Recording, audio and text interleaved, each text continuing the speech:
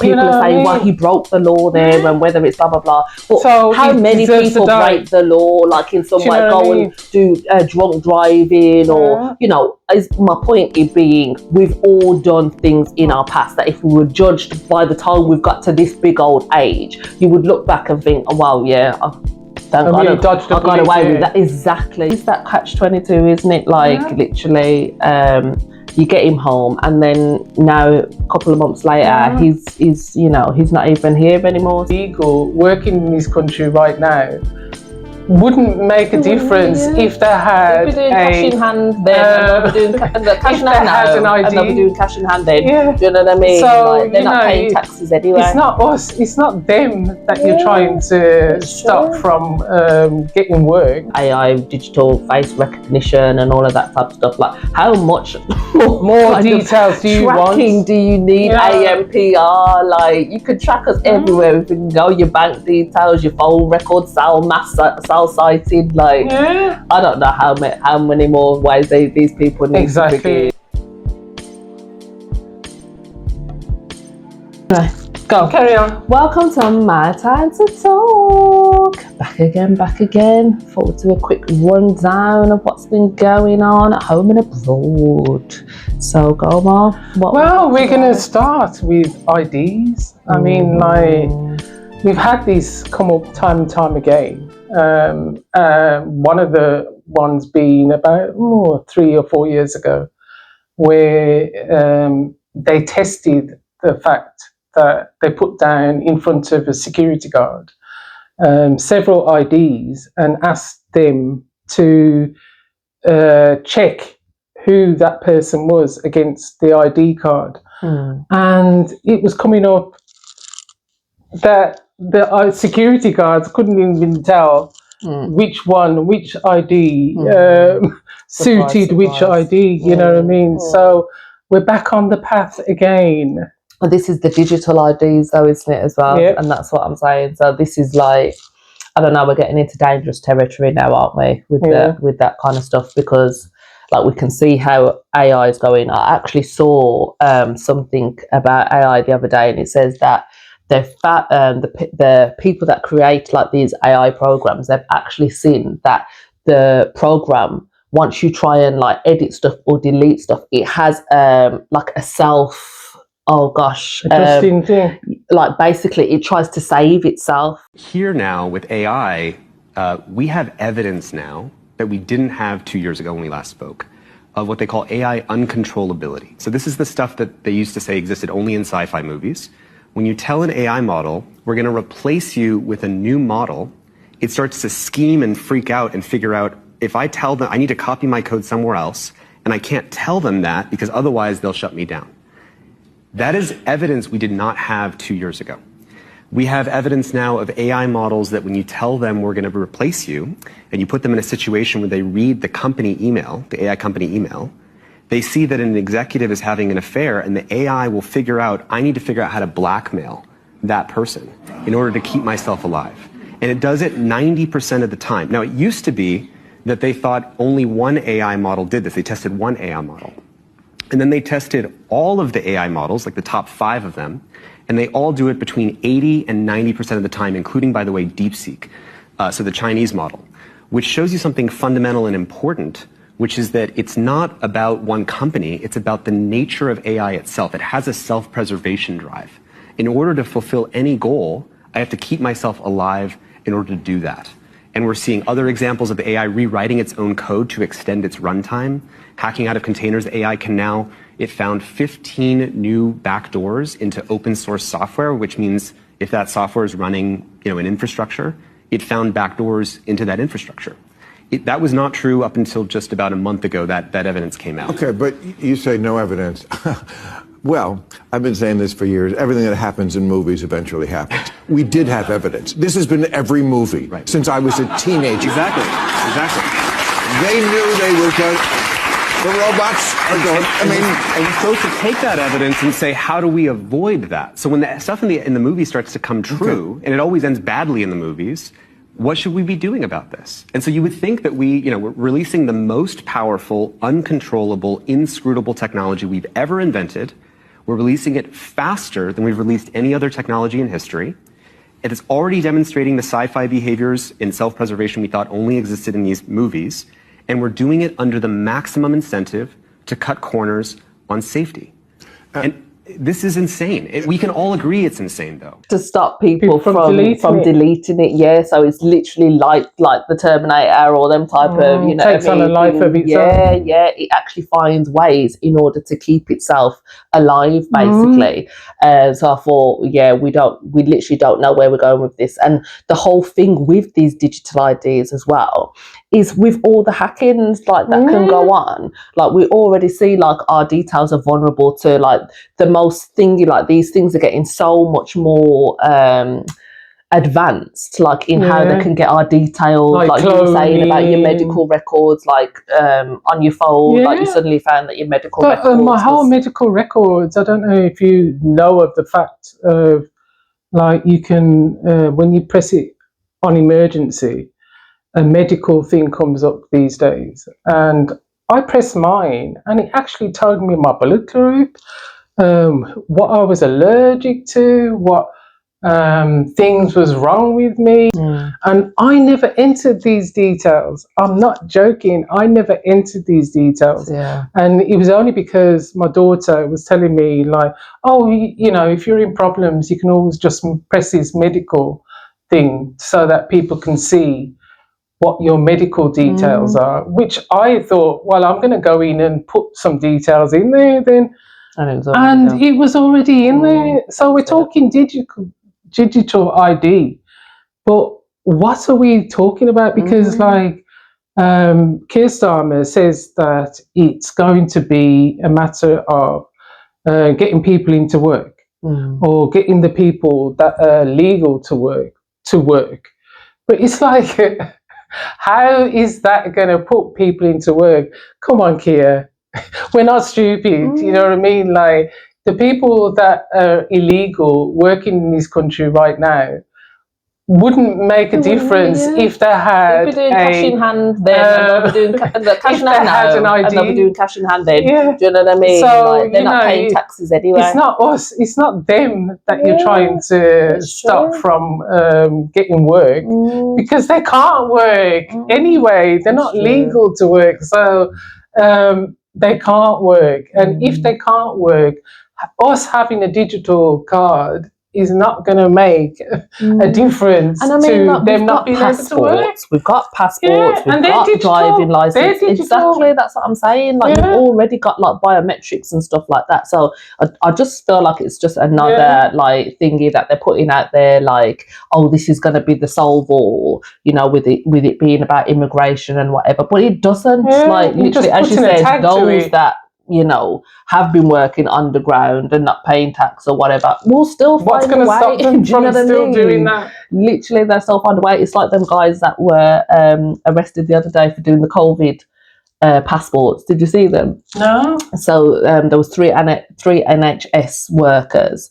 that when the whole COVID thing was going around and you couldn't work if you didn't have the COVID injection, and they give you that pass to say that you had it. So these three guys were, I think it was like £250 a pop. They were just signing up for people to think. It's like they'll always find a way. Yeah, they've been locked up for now. But those people... they didn't have their thing, and they still found a way to go to work. Still find a way. You still find a way. There's people that's walking around with forged passports, forged driving license. So digital ID is not for us. It's for the government. Exactly. It's got to be for the government. It's like, who are you? I put down some notes. Yeah, I mean, like, who is going to stop the cloning of these digital IDs? Who's going to stop them from taking our information and using it like as you just said, like the MS, Marks and Spencers, JLR, where they had that massive cyber attack.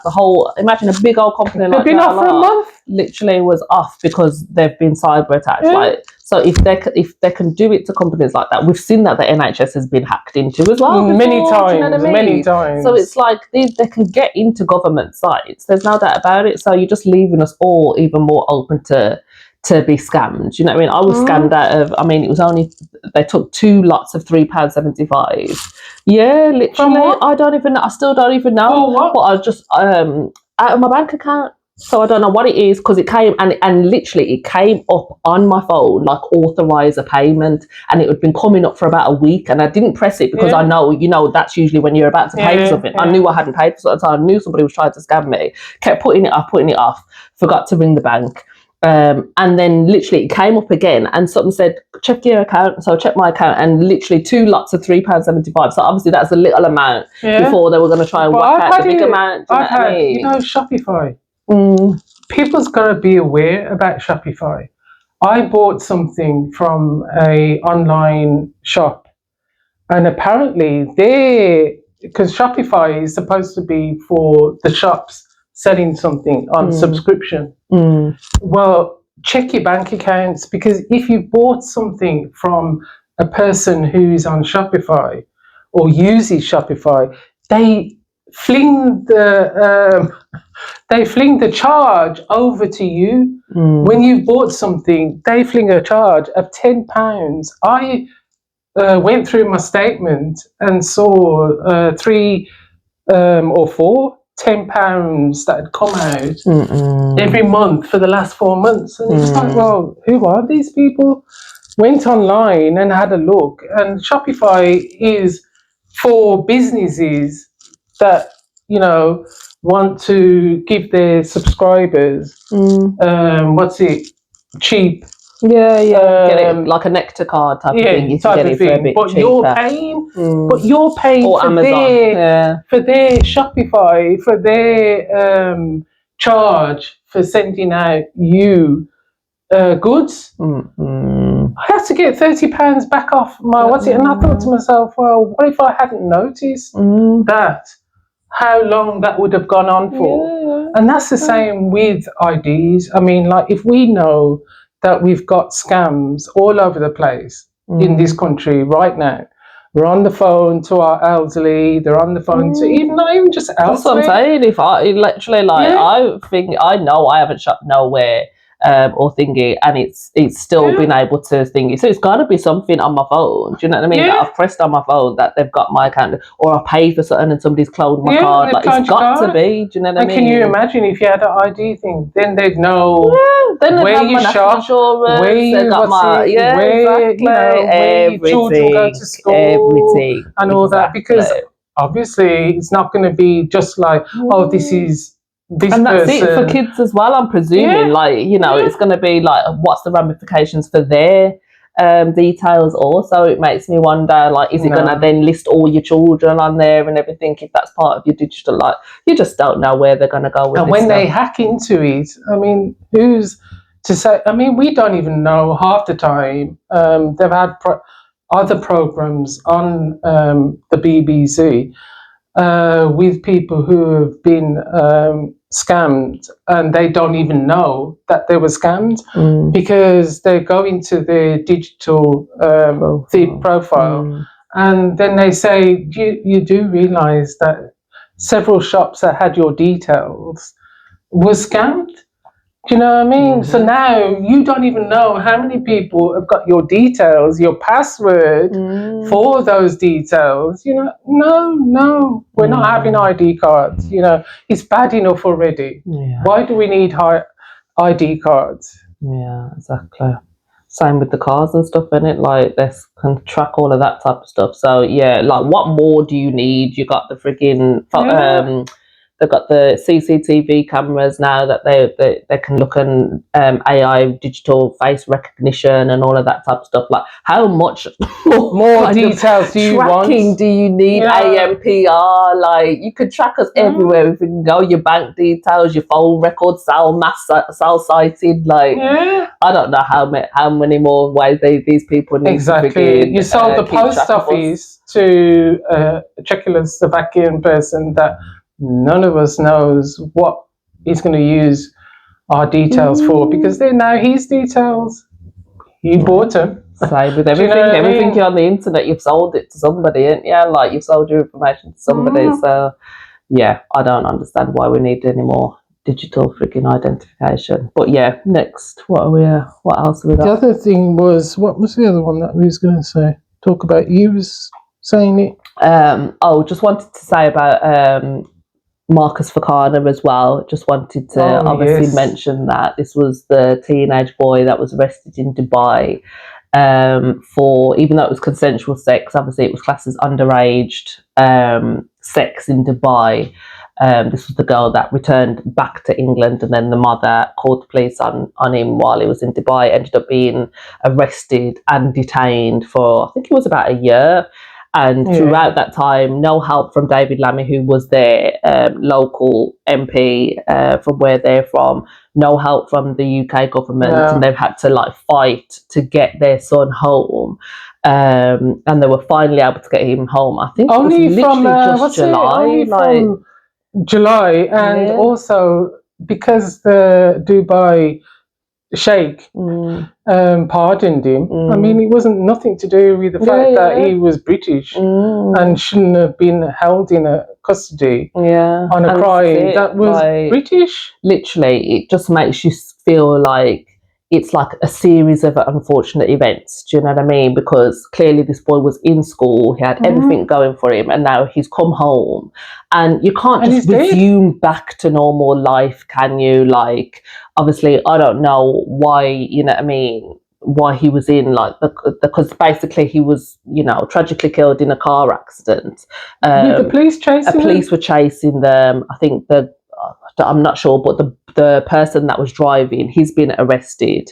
So I don't know whether that person had no license or whether, you know, they had some kind of drugs in the car, or what's the reason that they didn't stop when the police are thinking, like, well, you just don't know. That's like speculation. Really and truly. But the point being, nobody should die in a chase. In a police chase. Anyway. Do you know what I mean? And they're still But he would have been safer if he was still in a prison in Dubai. Sad to say, but yeah, like literally, you know, the family must just be going through immense kind of turmoil at the moment. Do you know what I mean? Because it is that catch-22, isn't it? Like literally, you get him home, and then now a couple of months later, he's you know, he's not even here anymore. So just wanted to say, rest in peace to Marcus Fakana, and obviously we're thinking of his family. Obviously, it's a very difficult time, and you see a lot of speculation on online, and people are like, the same way where the same people that had no sympathy for him being locked up in Dubai, the same people that have no sympathy for the fact that he has tragically lost his life. We were all young once, and if we were all judged on our mistakes when we were teenagers, most of us wouldn't be here today. Do you know what I mean? But so it wasn't a rape. But that's what I'm saying. Exactly. You know, if it was a rape, it still wasn't. Chances are it might be. I know, but that's what people are saying. Well, he broke the law there, and whether it's blah blah blah. But so how many people break the law, like in some way, go and do drunk driving, or you know? My point is being, we've all done things in our past that if we were judged by the time we've got to this big old age, you would look back and think, oh wow, yeah, thank God I got away with that. Exactly. Do you know what I mean? So we can't judge people on the mistakes that they've made as a teenager. Like, you've got to give some kind of grace and see that there's a reason why they say your brain's not developed until you're 21. It's because your decision making skills are not the best. So you can't judge somebody, you know, on your, you know what I mean, on your thing, on your moral guidance. When you're a big old person and they're still a teenager, not fully developed, haven't lived. So yeah, just wanted to mention that as well. Rest in peace to Marcus Fakana. To him.